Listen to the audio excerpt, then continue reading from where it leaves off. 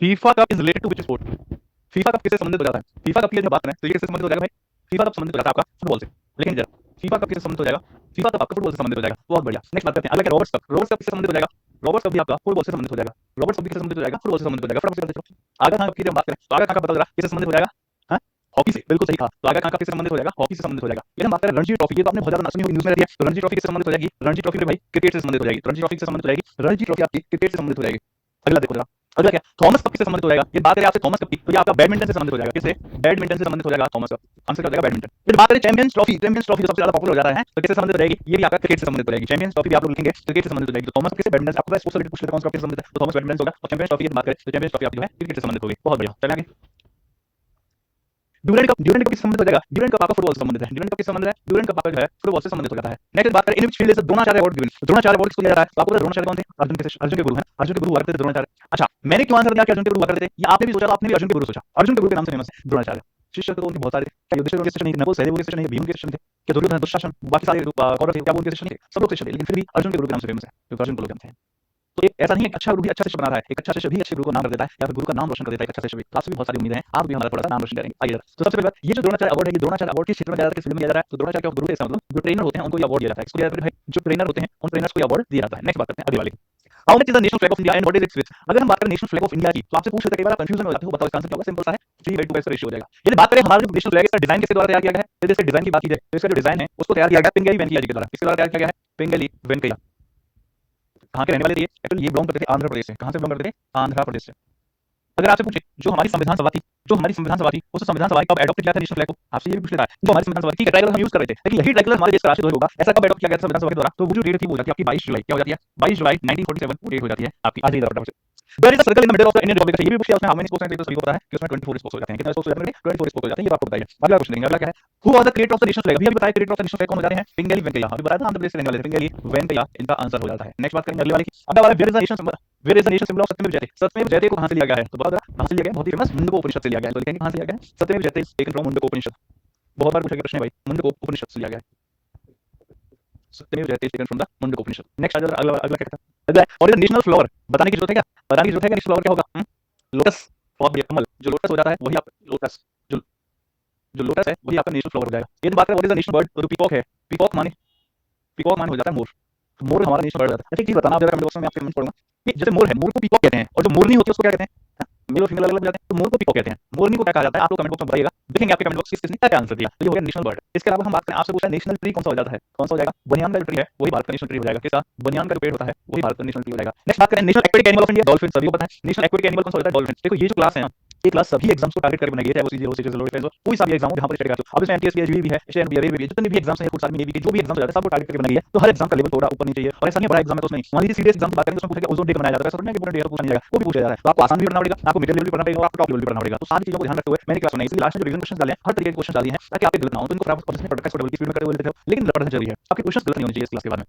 और national aquatic animal आपका dolphin हो गया, इसको आप लोगों ने लिखा होगा। अगला बताइए in which script is Punjabi written? Punjabi की बात करें, पंजाबी कौन सी लिपि में स्क्रिप्ट में लिखी हुई है? तो पंजाबी गुरुमुखी में लिखी हुई है। किस में लिखी हुई है? गुरुमुखी में। तो पंजाबी लिखी हुई है गुरुमुखी में। नेक्स्ट आपसे बात कर रहा है हु कंपोज्ड महाभारत? जो महाभारत एपिक हो जाता है इसको किसने लिखा है? इसकी रचना किसने की है? तो हमारे वेद व्यास हो जाते हैं, वेद व्यास जी के द्वारा, वेद व्यास जी के द्वारा इसकी रचना की जाती है। तो हु कंपोज्ड महाभारत हमारा आंसर क्या जाएगा? हमारा आंसर वेद व्यास जी जाने वाला है। नेक्स्ट हम बात करें अगले वाले की।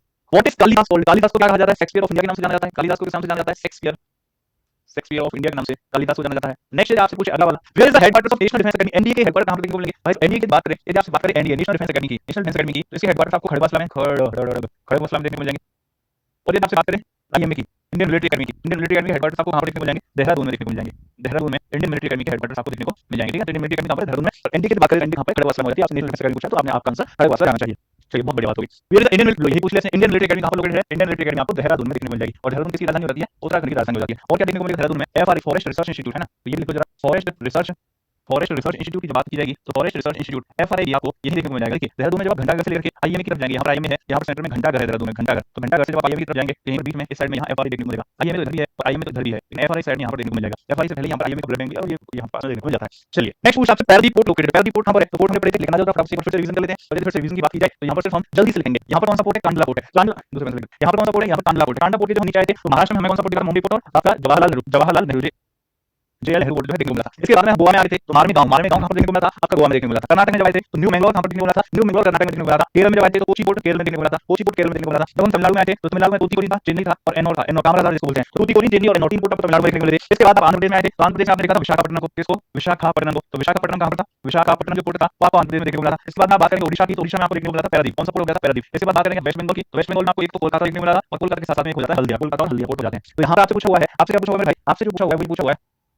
क्या पूछा हुआ है आपसे पूछा हुआ पैरादीप पोर्ट कहां पर है। तो पैरादीप पोर्ट आपको कहां पर देखने को मिलेगा, ओडिशा में देखने को मिल जाएगा। तो हमारे इस क्वेश्चन का सही उत्तर ओडिशा होगा। बाकी सारे पोर्ट से एक बार फिर से मैं आपको रिवाइज करवा दिया। आइए बात करते हैं यहाँ पे क्वेश्चन की। क्वेश्चन हमारा हो गया पैरादीप पोर्ट कहां पर लोकेटेड है, पैरादीप पोर्ट आपका ओडिशा में लोकेटेड है। आंसर क्या हो गया हमारा, ओडिशा हमारा सही उत्तर हो गया। नेक्स्ट बात करते हैं अगले वाले की। अगला वाला क्या आपसे देखिएगा, अगला वाला ये रिपोर्ट हो गया। अगला वाला first defence minister of India, Bharat के पहले डिफेंस मिनिस्टर कौन हो जाते हैं, ये सभी को पता है। जो हमारे बलदेव सिंह थे, सरदार बलदेव सिंह, वही हमारे पहले डिफेंस मिनिस्टर हो जाते हैं। कौन हो जाते हैं, बलदेव सिंह। जो बलदेव सिंह थे वही हमारे बलदेव सिंह, जो बलदेव सिंह थे वही हमारे पहले डिफेंस मिनिस्टर हो जाते हैं। Where was the first oil refinery started in India, Digboi Assam में। तो पहला कारखाना ऑयल रिफाइनरी कहां पर स्टार्ट हुई थी, डिगबोई में स्टार्ट हुई थी। कहां पर स्टार्ट हुई थी भाई, डिगबोई में स्टार्ट हुई। तो डिगबोई भी कहां पर, असम में, डिगबोई भी असम में। अच्छा जिसने नहीं लिखा है फटाफट से लिख लो, फटाफट से लिख लो इसको, पोर्ट के नाम लिख लो। ये कांडला हो गया, मुंबई हो गया, जवाहरलाल नेहरू हो गया, मार्मिला हो गया, न्यू मैंगलोर हो गया, कोची हो गया और फिर तूतीकोरिन, चेन्नई और एन्नोर हो गया। फटाफट से लिख लो जल्दी से।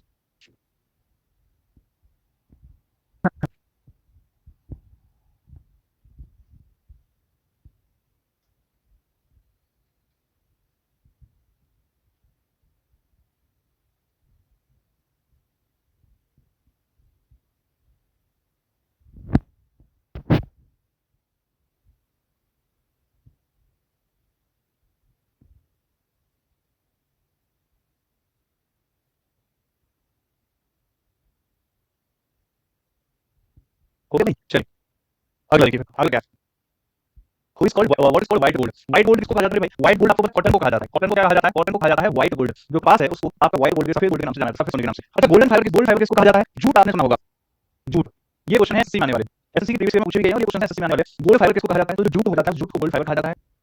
नेक्स्ट बात करें तो which was the first Indian film, पहली इंडियन फिल्म की बात करें राजा हरिश्चंद्र, कौन सी हो जाएगी, पहली इंडियन फिल्म की हम बात करें तो ये आपकी राजा हरिश्चंद्र हो जाएगी, राजा हरिश्चंद्र।